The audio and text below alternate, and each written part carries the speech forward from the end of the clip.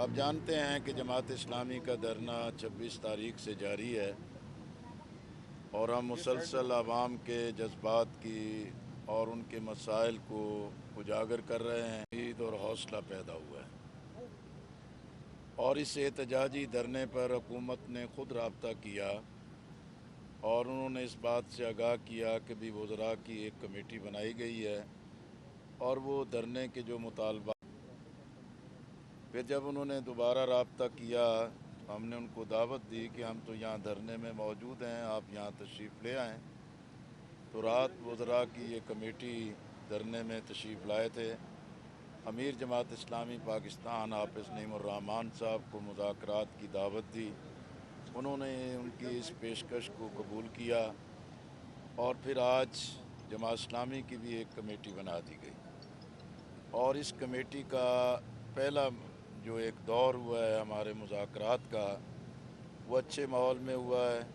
ہم نے views exchange کیے ہیں اور اپنا جو ایجنڈا ہے ان کے سامنے بالکل واضح کر دیا ہے اور ان پر یہ بات بھی وضاحت کے ساتھ پیش کر دی گئی ہے کہ یہ دھرنا ہمارا کوئی ذاتی پارٹی ایجنڈا نہیں ہے، یہ عوام کے مسائل ہیں، یہ قوم کی تقویت کے لیے ہیں، پاکستان کو استحکام دینے کے لیے ہیں۔ اسی لیے ہم نے ان سے کہا کہ بجلی کے بل جو ہیں اب ادا کرنا عوام کے لیے ناممکن ہو گیا ہے، پٹرول کی جو قیمتیں ہیں وہ ناقابل برداشت ہو گئی ہیں اور تنخواہ پیشہ طبقہ وہ نجی ہے یا سرکاری ہے، ان پر جو ایک اضافی ٹیکس عائد کر دیے گئے ہیں کہ وہ بل بلا رہے ہیں، ان کے لیے زندگی گزارنا مشکل ہو گیا ہے۔ اسی طرح آئی پی پیز ایک ایسا کینسر ہے، ایک ایسا ناسور ہے کہ جو پوری قومی معیشت کے لیے موت کا پروانہ بن گیا ہے اور ہم نے اپنی پوری اسٹڈی اور پوری تفصیل ان کے سامنے رکھی ہے کہ یہ کوئی ایسا مسئلہ نہیں ہے کہ لوگوں کو یہ کہہ کے ٹال دیا جائے کہ کوئی بین الاقوامی معاہدے ہیں۔ کوئی بین الاقوامی معاہدے نہیں ہیں، صرف ایک بین الاقوامی معاہدہ ہمارا چین کے ساتھ ہے اور چین ہمارا ایسا دوست ہے، وہ پاکستان کو کسی مشکل میں کبھی بھی نہیں دیکھ سکتا اگر عزم کے ساتھ یہ اب چین کی آڑ میں حکومت پاکستان اپنے شیئرز پہ یا پاکستان کے جو سرمایہ دار ہیں ان کے مفادات کے تحفظ کے لیے 25 کروڑ عوام کو بھیٹ چڑھائیں، تو انشاءاللہ ہم یہ نہیں ہونے دیں گے۔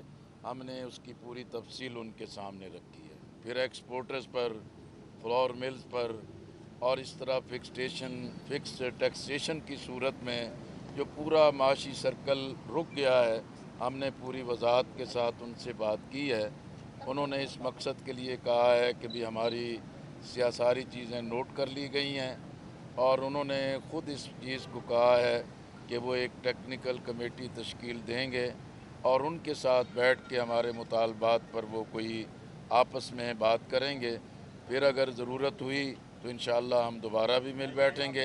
انہوں نے کہا ہے کہ کل ہی یہ کمیٹی تشکیل دے کہ وہ اپنا انٹرنل جو ہے کہ ورکنگ کر لیں گے اور اس کے بعد دوسرا دور ہمارے مذاکرات کا ہوگا، دھرنا بھی جاری رہے گا، احتجاج بھی جاری رہے گا اور پورے ملک کے عوام کے لیے ہمارا جو احتجاج کا پیغام ہے یہ پوری مضبوطی کے ساتھ ان تک منتقل ہوتا رہے گا۔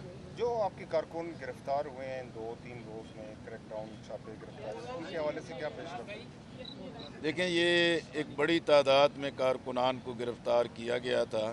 وزیر داخلہ محسن نقوی نے یہی کہا تھا کہ ہم سب کو رہا کر دیں گے۔ بڑی تعداد میں لوگ جو ہیں کہ رہا تو کر دیے گئے، لیکن جو اس وقت تک ہماری اطلاعات تھیں کم و بیش 35 افراد ہیں کہ جن کے نظر بندی کے آرڈرز کیے گئے، جن کو جیلوں میں بھیجا گیا ہے۔ ہم نے وہ تمام نام اور پوری لسٹ ان کے سامنے ان کو مہیا کر دی ہے۔ اس وقت تو ہمیں انہوں نے یہی کہا ہے کہ بھی ہم اس پہ معذرت چاہتے ہیں، یہ پہلے بھی ڈائریکشن چلی گئی تھی، جو رہا نہیں ہوئے ان کو رہا کر دیا جائے گا۔ دھرنے کے حوالے سے پہلے کہا گیا تھا کہ دھرنا ختم کر دیں۔ ये बताइएगा कि हुकूमती कमेटी से आप मुतमईन हैं, उनका क्या रिस्पांस था? आप समझते हैं कि हुकूमत संजीदा है, आपके जो भी मुतालबात हैं संजीदगी दिखाई जा रही है और आपके मेरा मुतालबात ख्याल है माने जी कि जाएंगे? आज कमेटी में अवैस लगारी साहब मौजूद नहीं थे, वो इस्लामाबाद से बाहर थे।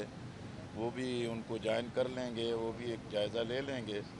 और बाकी अगर हुकूमत इसको संजीदगी से काम करेगी तो उनको इसमें रिलीफ मिलेगा, पाकिस्तान के अवाम को रिलीफ मिलेगा। वगरना धरना और अवाम का एहतजाज इन्हें संजीदा गौर व फिक्र पर मजबूर कर देगा। सर ये बताएगा कि धरने के हवाले से कल भी हुकूमत की जानिब से कहा गया था कि धरना ख़त्म कर दिया जाए फौरी तौर पे, तो इस तरह की बात अब धरना जारी रहेगा? और ये बताइएगा कि अगला दौर कब होगा? इंशाअल्लाह आपके हुक्म के मुताबिक जारी रखेंगे। अच्छा लियाकत लोधी साहब, आपको क्या उम्मीद है कि आपके 10 मुतालबात पूरे हो जाएंगे? पता नहीं, ये 10 का फिगर तो आपने खुद ही चला दिया है। हमारे जो मैंने तो आपके सामने जो रखी है, आप उनको 10 बना लें, 12 बना लें, ये आप मीडिया ताकतवर है, जो मर्ज़ी कर लें। मैंने तो जो आपके सामने इश्यूज़ रखे हैं वही उनके सामने रखे हैं। और अब उनका काम है, उनके बाल जो है कि उनकी कोर्ट में है कि वो इसमें क्या हुकूमत कौन सा पेश बड़ा